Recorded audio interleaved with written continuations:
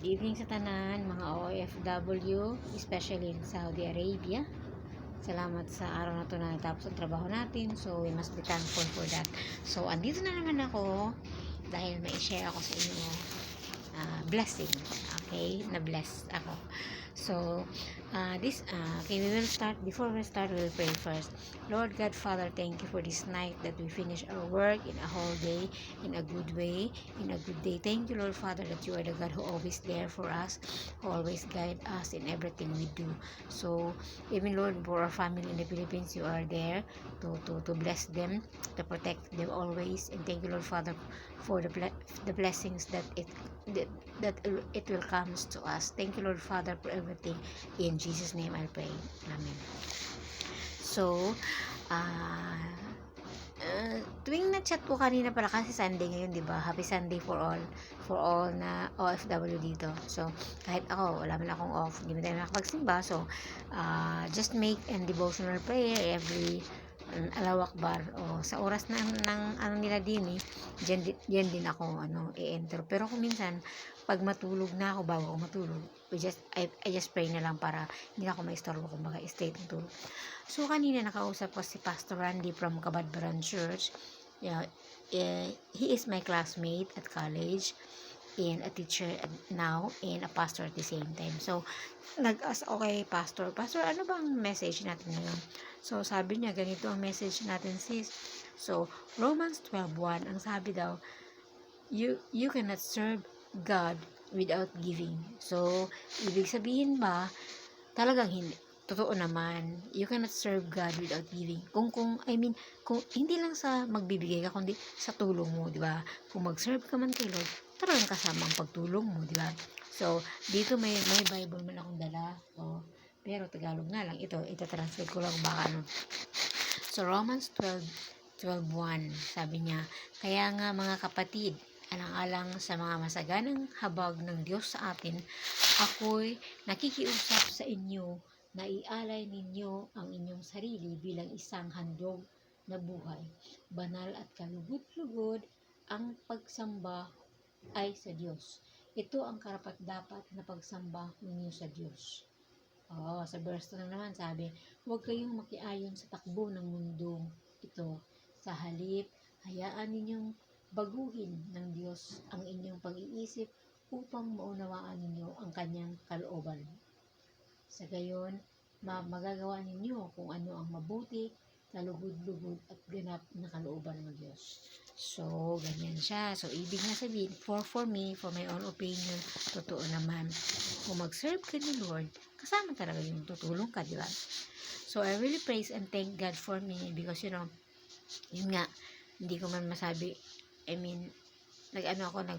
pinagmamalaki ko, di ba? Pero talagang ganyan naman talaga ako. Yun talaga ginagawa ko.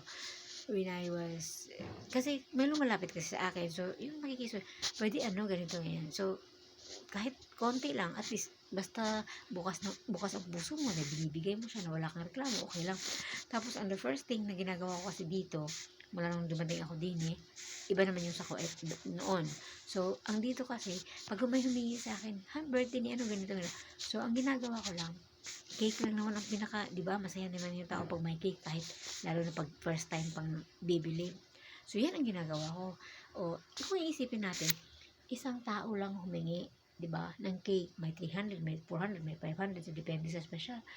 Pero marami naman silang kumakain, di ba? So nagdidepende na rin kung sinong tao, sinong gagalawin ng Diyos. Maano yung heart niya na talagang, ganito pala, kailangan pala, di ba?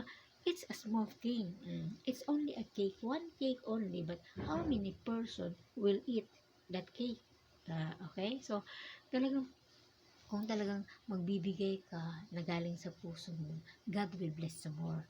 So, kaya ngayon, i-share ko ito kasi talagang hindi ko makakalimutan ang ganyan. Kasi noon, yun nga sinasabi ko noon sa dating mga video ko na na-send, talagang humihingi lang talaga kami dati kasi wala kami pera, walang income, walang trabaho. So, always lang na solicit dito, solicit doon. Kahit kanino, sa simbahan nga lang. Tapos yun, so, I really praise and thank God dahil last Friday, pumunta kasi sa mansion ni Lola. So, ayun, binibigyan ako ng mga damit ng Kasi yung bunso nila, lalaki kasi. So, alam naman ni Lola na mga anak ko puro lalaki. So, binigay niya sa akin kalahating supot na ganyan. Kalahating supot. Tapos sabi niya, mayroon pang isang supot nandoon pa sa kabilang bahay. So, hindi pa man kami nakapunta.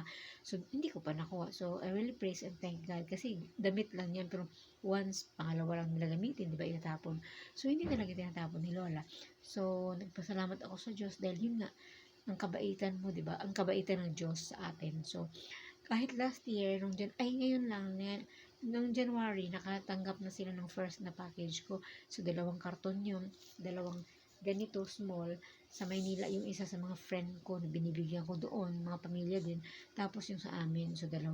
So, I really praise and thank God na talaga hindi ka pinabayaan. Kung sasabihin ko, kung antayin mo ang blessing, darating naman eh. Pero, sa akin kasi hindi ko pinapansin yung ganyan. Basta sabihin lang, eto, kalahating ganyan, nandiyan nakapasok na sa karton. So, sinecheck ko para maayos ko siya. Tapos, binibigyan din ako ni Lola ng 5 box ng dates. Ayan. Ayan ang dates ko. 1, 2, 3, 5. 5 yan. Binigay niya sa akin. So, naisip na ako kung saan ko ibibigay. Kasi yung noong dati, binigyan niya ako 3 box. So, naibigay ko yun. May mga binigyan ako, anak ni Kapitan. Sa barangay namin, mga sa simbahan, mga ganyan. So, ngayon, nakalista na sa akin to kasi 4 ang isang box, 4 ang laman. So, times 5, so 20. So, ayan na, nakalista na kung saan ko ipapadala. Ayan na, kay Pastoro, sa barangay namin, sa papa ko, tapos sa kapatid ng kaibigan ko dito sa kabila. Para sa Davao yan, 2 dates. For Davao. So, tapos sa bayaw ko, tapos sa teacher ng anak ko, tapos sa midwife namin, saka sa bayaw ko rin. So, it's a simple thing. Ganyan lang naman. Kasi anong gagawin ko niyan kung sa amin lahat, diba? Ano siya, expire siya ngayon, pero may extension pa to. So, mga 6 months pa. So, kung may papadala ko sa buwan na ngayon, ngayong next week, mapapadala ko siya. So, matanggap ng mga bata. At ito, patitikman din. So, 6 months daw siya. So, November, December, January. Mga March, April, pwede na itong wala na pa-expire na. Kasi, fresh pa naman siya, diba? So, sayang din naman. So, yun. So, I praise and thank God. Kaya ngayon, mag-impake ako. Binabalot ko na siya. Kaso lang, hindi pa natapos. So, kailangan ko siya i-check ulit. So, ayan na. Dito na ang mga gamit ko. Mga regalo ko sa sa tutor ng anak ko. Mayroon kasi akong tutor sa kanila. Binibigyan ko siya ng sapatos. Nandito yung basta sineset ko yan lahat. So, kailangan ko talagang ayusin ko lang ha.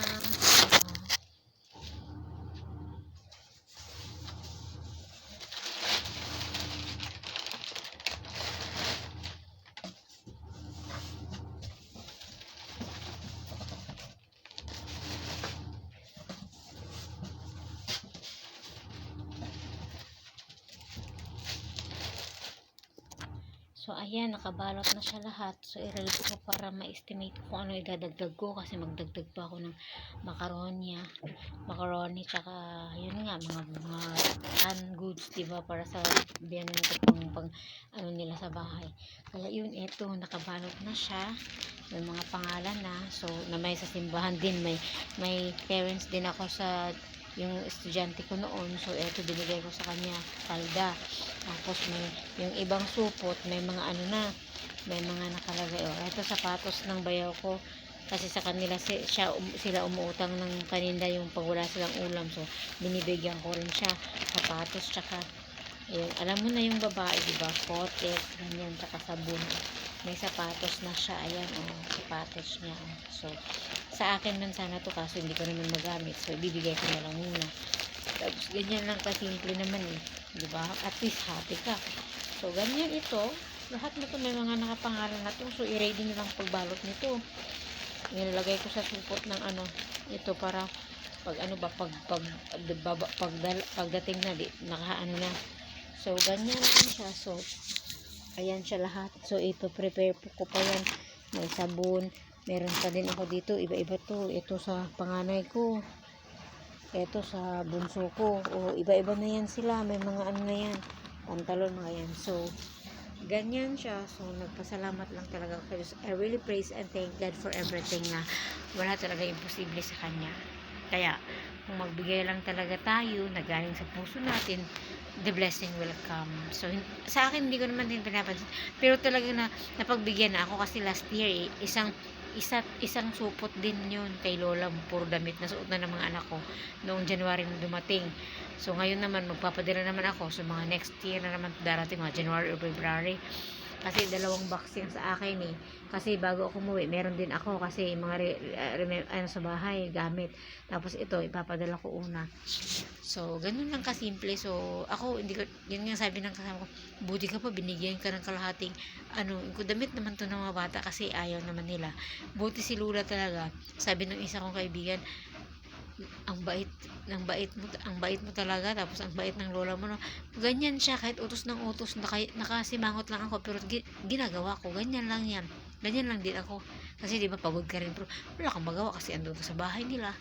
Makipag-share ka na lang sa trabaho kasi kumakain ka naman doon. Di ba ganun naman ang oo, sinasabi natin, hindi natin sila amo, pero sa ngalan na nanay siya ng amo mo, doon ka nakatulog, doon ka kumain. Ganyan kasi ako eh. Kailangan ma-realize mo rin, oo, tulong ka ng konti, di ba? Hindi naman lahat. Oh.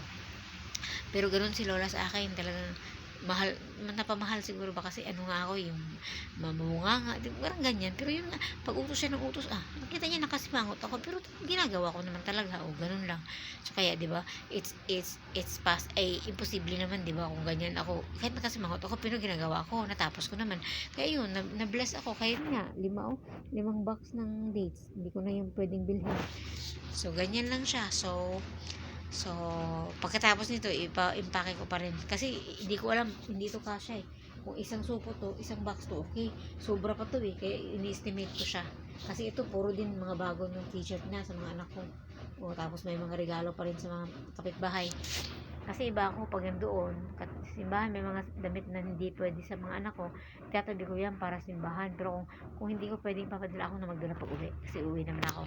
So, ganyan lang siya. So, basta, we must be thankful for God always sa trabaho natin dito. Kahit anong pagod, at least andyan siya lagi. Sinusubaybayan tayo. Hindi tayo pinapabayaan, di ba? So, yun nga sinasabi nila, maswerte, depende sa swerte mag-abroad. Oo, totoo naman. Kung marunong ka lang sumakay sa sasayaw ng babae, talagang magkakasundo kayo. Ngayon nga, ko rin sa inyo ha, kanina lang, bago ako kumain kasi pumasok siya sa kusina. Sabi pa naman niya, yung light lang na storya ba, parang napapahiwat. Sabi niya, sigurado ka, uuwi ka na. Sabi gano'n, parang gano'n. Sabi ko, syempre, ang mga anak ko naghihintay sa akin. So, wala naman akong inaantay ko man. Kasi yung panganay ko gusto niya magpulis. Iniisip ko rin kasi syempre, college yun, mahal-mahal, di ba? Iniisip ko rin. Pero sabi nga niya, parang siya ba? Siguro ayaw kasi hindi pa tapos next year pa yata siya gagraduate. College kasi. Tapos si boss talagang nagtatanong siguro. Syempre, na ngayon? So, sabi ko sa kanya, depende na lang. Tignan na lang natin if God's will kung anong pwedeng plano. Yun na lang ko sa kanya. Kahit ako sa totoo lang, wala man akong increase. Dati nag-promise sila mag-increase at siya kasi ako magturo sa anak niya. Ayaw naman ang anak niya sa akin magturo. So, hindi ko naman pwedeng pipilitin, di ba? So, wala akong increase. Yun lang. Kung anong nakuha ko, yun lang talaga.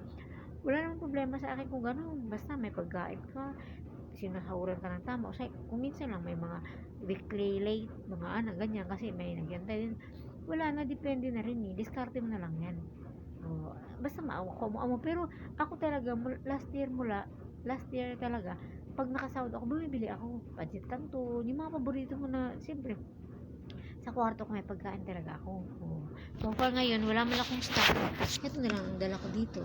May orange ako, may apple ako, tapos may pears. Ganyan. Pag gusto ko nang kumain, kakainin ko lang mamaya.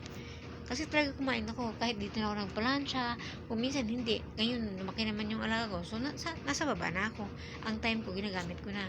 Yun nga, ang style lang kasi, kung talagang first timer ka din style lang, technique mo lang kung gaano mo gawin.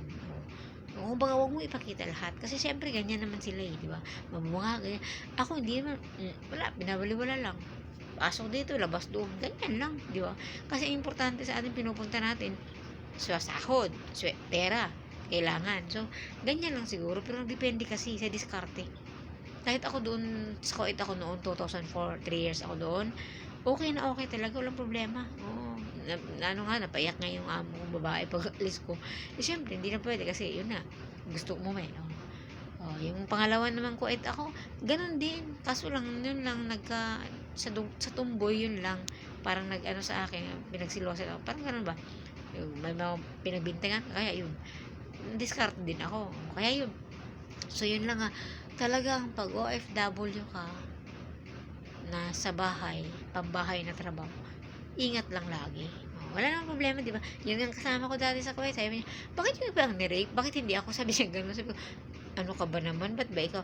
Gusto mo talaga? Eh, buti nga hindi ikaw eh. Ginaganyan ko rin. Parang, mafe-feel na, bakit naman hindi tayo? No? Bakit? Sabi ko, depende kasi. Kung talagang didiskarte ka sa mga lalaki dito, talaga. Oh, talagang ano yan. Kaso, nagdidepende. Kasi nung sa Kuwait ako, 2004, yung kasama ko, single mother yun. Tapos yun nga, natripan ng kapatid ng amo namin. Ayun, buti na lang bumaba ako ng maaga kasi naligo siya alas 4:30 ng umaga kasi duty na alas 5. Ayun, buti na bumaba ako kaya kung hindi, rape talaga siya. Kasi na nagkatok na yung tinulak na ng lalaki ang ano eh. Buti nakita ko nagkunwari ganyan ako. So, nakita niya ako nandun kaya lumabas siya. Tapos sabi ko, mag-iingat ka kasi pag ganyan ka, ay na, ma-rape ka. Ewan ko lang sa'yo. Sabi ko, kung nasarapan ka, kung ganyan ang gusto mo, sa Manila, sa Pilipinas mo nagawin, wag dito. Kasi bawal eh. Makulong ka pa. Sabi ko pang ganun. So, nagpaano kasi siya. Alam mo kasi hindi pa kasi masyadong ano.